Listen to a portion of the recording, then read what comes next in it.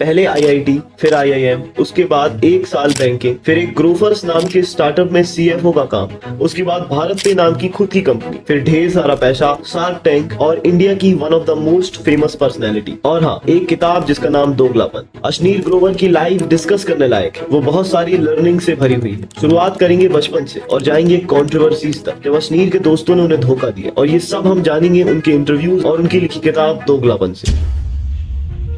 Childhood. Ashneer Delhi से, वो पैदा भी दिल्ली में हुए और काम भी दिल्ली में ही करते। उन्हें बचपन में ही समझ में आ गया था कि उन्हें सीए करके अपने पापा के दफ्तर नहीं जाना है। उनकी मम्मी एक स्कूल टीचर थी। उन्हें लगा कि मुझे कुछ और करना है, तो फिर सबकी तरह उन्होंने भी इंजीनियरिंग करने की सोची, पर ऐसी वैसी जगह से नहीं, आईआईटी से। आईआईटी दिल्ली में उन्होंने एडमिशन लिया सिविल ब्रांच में। जब एक इंटरव्यूअर ने उनसे उनके बचपन के बारे में पूछा तो उन्होंने ये कहा, आपका चाइल्डहुड कैसे गया और what are the things that led to this? लोगों को ना बोरिंग चीजें पे बात करने में बड़ा मजा आता है, राइट? तो मेरा बचपन कैसे गया, सबका बचपन जैसे जाता वैसे ही गया यार, कि हाँ। आईआईटी में एडमिशन लेने के बाद उन्हें एक और अपॉर्चुनिटी मिली, फ्रांस जाने की। University of INSA Lyon. Academic year 2002-2003 IIT Delhi से 6 स्टूडेंट्स फ्रांस जाते। 2004 में अशनीर आईआईटी दिल्ली से ग्रेजुएट हो जाते। इसके बाद अशनीर का सिलेक्शन आईआईएम अहमदाबाद में हो जाता है। वहां से अशनीर 2006 में एमबीए कंप्लीट करते। 2006 के बाद अशनीर ने कोटक इन्वेस्टमेंट बैंकिंग ज्वाइन की। कोटक इन्वेस्टमेंट बैंकिंग में इन्होंने 7 साल तक काम किया, बहुत एक्सपीरियंस लिया। उन्होंने जो डील्स की उनकी पूरी वैल्यू $3 बिलियन की थी, या 20,000 करोड़ रुपए की। इसके बाद अशनीर ने अपनी जॉब बदलने की सोची और फिर वो अमेरिकन एक्सप्रेस इंडिया में काम करने लगे। वहां पे वो फिनटेक कंपनीज में इन्वेस्ट करते थे और इसी जॉब से उन्हें पेमेंट सिस्टम के बारे में डीप नॉलेज मिली। इन्होंने पेटीएम, मोबीक्विक, पाइन लैब जैसी कंपनीज को अच्छे से देखा, कुछ अच्छी इन्वेस्टमेंट्स भी की और यहाँ पे उन्होंने 2 साल बिताए। 2015 में अशनीर को एंटरप्रेन्योरशिप की पहली अपॉर्चुनिटी मिली, जब उनके कॉलेज के दोस्त अलविंदर शुरू कर रहे थे ग्रोफर्स, और अशनीर इस बिजनेस में इकलौते सीएफओ बने। अशनीर ने एंटरप्रेन्योरशिप ज्यादातर यहाँ से ही सीखी। मिड 2017 तक 30,000 ऑर्डर्स पर डे ग्रोफर्स में आने लगे थे और कंपनी खड़ी हो गई थी। अशनीर इस कंपनी से बहुत अटैच थे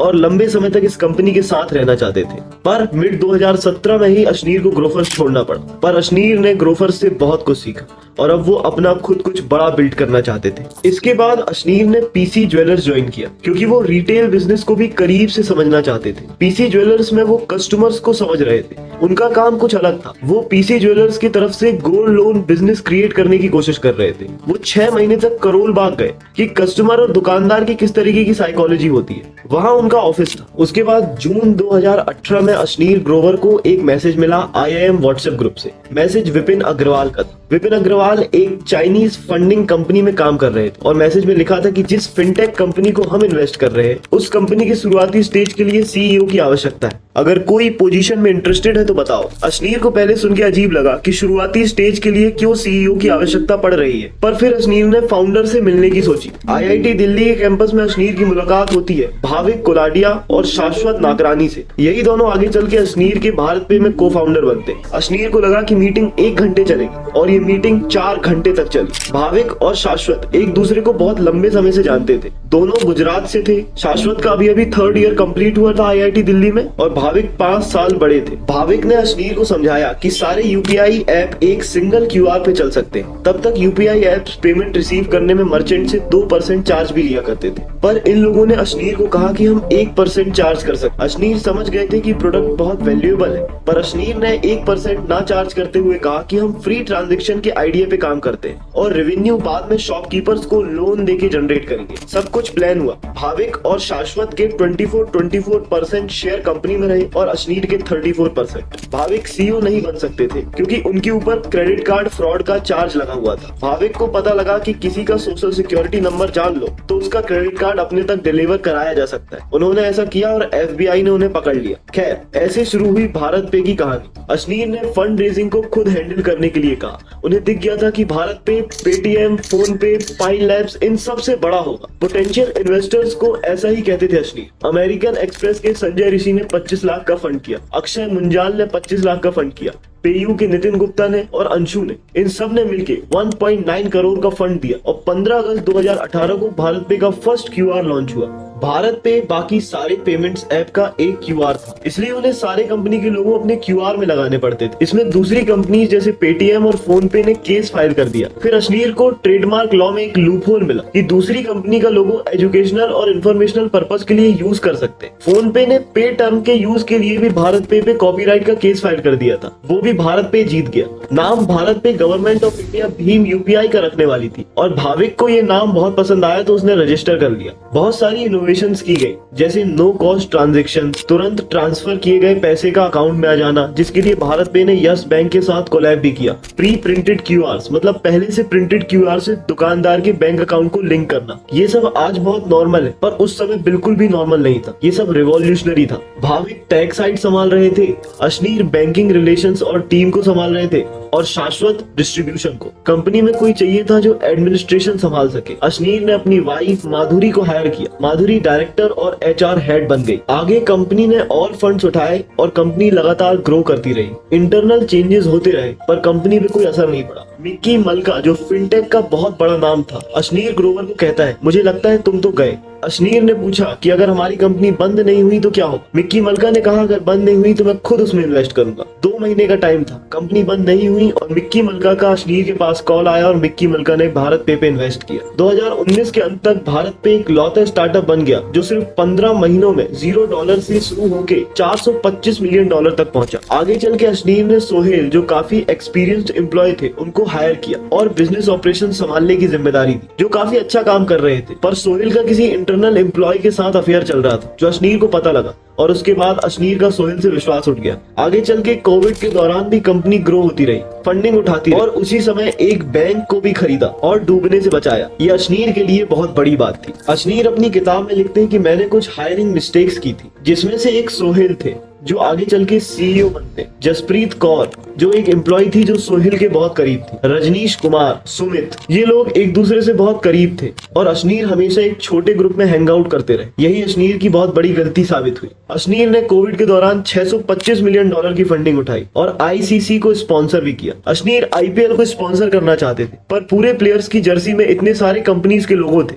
तो सिर्फ एक ही जगह अश्नीर को दिखी, प्लेयर्स के बम, एक तरफ क्यूआर और एक तरफ भारत पे का नाम, तो सबका अटेंशन वहां पे जाएगा और ये चीज रिजेक्ट हो गई। आगे चल के अश्नीर से एक बड़ी गलती हुई जो उनकी कंपनी से बाहर निकलने की वजह बनी। अश्नीर, भाविक, सोहेल और सुमित सबके सब जसपाल बिंद्रा से मिलने मुंबई गए थे। वहां पे पार्टी थी क्योंकि अभी अभी भारत पे ने एक बैंक को खरीदा था। वहां पे अश्नीर आराम कर रहे थे और बाकी लोग ड्रिंक। अश्नीर ड्रिंक और स्मोक नहीं करते। अगले दिन भाविक अश्नीर को बोलते हैं कुछ लोगों को माधुरी को रिपोर्ट करने में अच्छा नहीं लगा क्योंकि वो सीएफओ नहीं। सोहेल ने ड्रिंक करते हुए कहा कि अगर माधुरी बोर्ड मेंबर बनती है तो वो कंपनी छोड़ देंगे। सोहेल की बात सुन के अश्नीर दंग रह गए। उन्होंने अपनी वाइफ को बोर्ड में अपॉइंट नहीं किया। अश्नीर की सबसे बड़ी गलती थी सोहेल को अपॉइंट करना और बोर्ड मेंबर बनाना उनके हिसाब से। इसके बाद शार्क टैंक के ऑडिशन शुरू हो गए। अश्नीर के घर में ऑडिशन चल रहे थे। अश्नीर दूसरे सेशन में अमन गुप्ता से मिलते जो शार्क टैंक के लिए बहुत एक्साइटेड थे। फिर अश्नीर को धीरे धीरे करके सारे शार्क्स के बारे में पता लगा और वो बहुत खुश थे कि उन्हें इतने अच्छे लोगों के साथ काम करने का मौका मिल रहा है। हफ्ते में 3 दिन शूट होती थी, फ्राइडे से सैटरडे। शार्क्स को सेलिब्रिटी की तरह ट्रीट किया जाता था। अमन, पीयूष, अश्नीर, ये सारे लोग दिल्ली से मुंबई ट्रेवल करते थे और इनके बीच में अच्छी दोस्ती हो गई। अमन अपना हर बार एयरपोर्ट में मास्क उतारते थे और चेक करते थे कि क्या उन्हें कोई पहचानता है और बाकी सब लोग उनका मजाक उड़ाते थे। शार्क टैंक में शुरू में अश्नीर का स्ट्रेट फॉरवर्ड एटीट्यूड लोगों को पसंद नहीं आया, पर धीरे धीरे करके यही एटीट्यूड अश्नीर की पहचान बन गई और धीरे धीरे करके अश्नीर ही सबसे फेमस शार्क बन गए। आगे चल के जब जोमेटो का आईपीओ हुआ तो अश्नीर ने 8 मिनट में 2.25 करोड़ रुपए कमाए। सब सुन के दंग रह गए थे कि अश्नीर ने 100 करोड़ जोमेटो के आईपीओ में इन्वेस्ट किए, जबकि लोगों को क्या पता कि 5% उन्होंने खुद के पास से और 95% कोटक इन्वेस्टमेंट से लिए थे। आगे चल के अश्नीर नायका के आईपीओ में भी इन्वेस्ट करने वाले थे और इसके लिए भी वो कोटक से ही लोन लेने वाले थे। पहले तो सब कुछ ठीक था और कोटक के रिलेशन मैनेजर ने उन्हें 200 पेज की एक डॉक्यूमेंट साइन करने को भी भेजी। अश्नीर बहुत मुश्किल से बहुत देर तक इस डॉक्यूमेंट को साइन करते और एंड मोमेंट में वो नायका के आईपीओ में इन्वेस्ट नहीं कर पाते क्योंकि कोटक उन्हें लोन देने से मना कर देता है। इस बात से अशनीर को बहुत गुस्सा आता है और वो सोच लेते हैं कि अब मैं सीधे सीधे रिलेशन मैनेजर से बात करूंगा। रिलेशन मैनेजर और अशनीर के बीच में प्रॉब्लम हुई। अशनीर नायका के आईपीओ में चाहकर भी इन्वेस्ट नहीं कर पाए। इसी बीच उनकी एक रिकॉर्डिंग वायरल हो जाती है जिसमें वो बहुत गालियां दे रहे होते हैं, पर उनके हिसाब से ये रिकॉर्डिंग उनकी है ही नहीं, ये किसी स्कैमर की है जो उन्हें ब्लैकमेल करना चाहता है। यहीं से चीजें खराब होना शुरू हुई। अशनीर के बारे में इंटरनेट में बहुत सारी नेगेटिव बातें फैलने लगी। अशनीर ने उनके लीगल एम्प्लॉय सुमित की मदद से कोटक को एक लीगल नोटिस भेजा जो उनके एम्प्लॉय की बदसलूकी के लिए था। किसी ने उसे भी मीडिया में रिलीज कर दिया। पूरे मीडिया अशनीर को विलन बना रही थी और कोई जैसे अशनीर के साथ साजिश कर रहा था। इस पूरे मामले के दौरान अशनीर का बहुत लोगों ने फोन नहीं उठाया। अब देखते हैं लोगों का दोगलापन, जिसकी वजह से अशनीर को कंपनी छोड़नी पड़ी। According to Ashneer in his book Doglapan, he said Shashwat, जिसकी मैं 1 साल तक डिग्री लेने में मदद करता रहा, वो भी इन सबके साथ मिला था और पूरे मामले के दौरान उसने मेरा कॉल नहीं उठाया।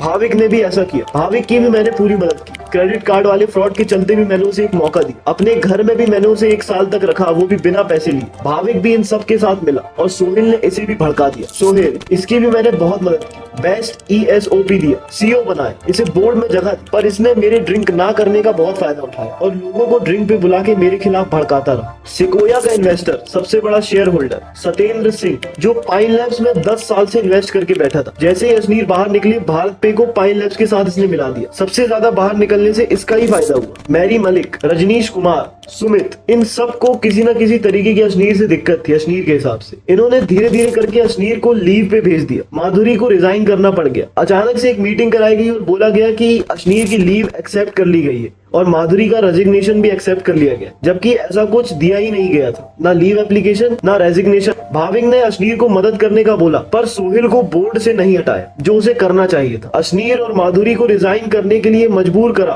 और एक फेक इन्वेस्टिगेशन कराया। अशनीर ने अपने रेजिग्नेशन में लिखा कि पिछले 3 सालों से मैं जिस कंपनी को इतना बड़ा बनाते रहा, उसके लिए इतना काम किया, उस कंपनी को छोड़ते हुए बहुत बुरा लग रहा है। मेरे ऊपर फालतू के इल्जाम लगाए जा रहे हैं, मुझे टॉर्चर किया जा रहा है, मैं अपने ही इन्वेस्टर और बोर्ड ऑफ डायरेक्टर से लड़ रहा हूँ, अपना टाइम खराब कर रहा हूँ। सबसे ज्यादा नुकसान इसमें भारत पे का हो रहा है। अशनीर ने कंपनी से अपने शेयर के पैसे लेके रेजिग्नेशन दे दिया। अभी भी अशनीर भारत पे के सबसे बड़े इंडिविजुअल शेयर होल्डर। इन सारे लोगों ने अशनीर को दोगलापन दिखाया। अशनीर की लाइफ बहुत सारी लर्निंग से भरी हुई है, जैसे हमेशा काम करते रहना चाहिए, चीजों को लेके पैशनेट होना बहुत इंपॉर्टेंट है, रिलेशंस के बारे में बहुत अच्छी सीख मिलती है कि लोगों पे आंख बंद करके विश्वास नहीं करना चाहिए, और भी ऐसे बहुत सारे लेसन्स आपके दिमाग में आए होंगे। तो कमेंट सेक्शन में अपने सारे लेसन्स को बताइए, सब्सक्राइब करिए। ऐसी अच्छी डॉक्यूमेंट्री दर्शन प्रोडक्शन में आती रहेंगी, उसके लिए बने रहिए हमारे साथ, हम भी बने आपके साथ। बहुत बहुत धन्यवाद।